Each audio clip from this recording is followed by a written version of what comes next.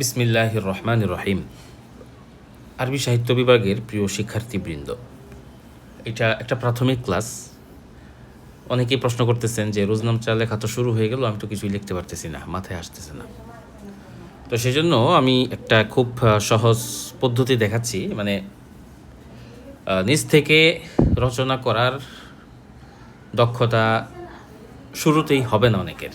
তো সেজন্য কিছু প্রশ্ন যদি আমি আপনাকে করি, সেই প্রশ্নের আলোকে আপনি সেইটার উত্তর দেন, তাহলেই কিন্তু একটা লেখা প্রস্তুত হয়ে যায়। হ্যাঁ, সেই আলোকে এই ক্লাসটা প্রস্তুত হচ্ছে।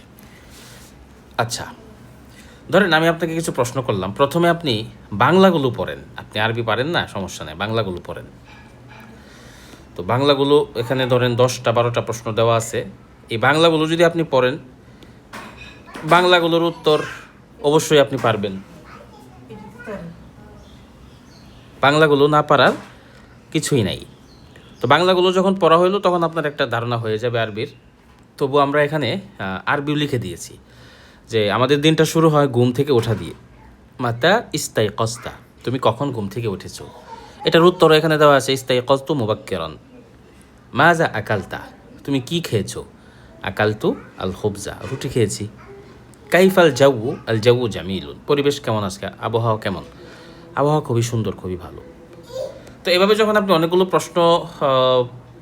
প্রশ্ন করা হলো আপনাকে, আপনি উত্তর দিলেন, তারপরে কিন্তু এইগুলোর যে ফলাফলটা, সেগুলো আমরা আলাদা করে লিখে দিয়েছি যে রোজনামচা অনুচ্ছেদ। হ্যাঁ, তো প্রশ্নের উত্তরে যে ফলাফলটা দাঁড়ালো সেটা আলাদা করে লিখলে এরকম হয়, একটা লেখা তৈরি হয়ে যায়।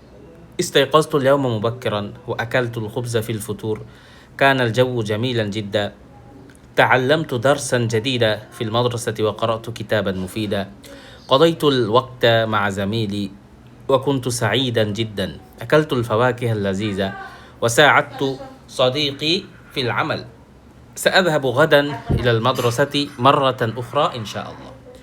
এখানে এটার বাংলাও দেওয়া আছে, যাদের আরবিটা একটু কঠিন লাগে তারা বাংলাটা দেখবেন।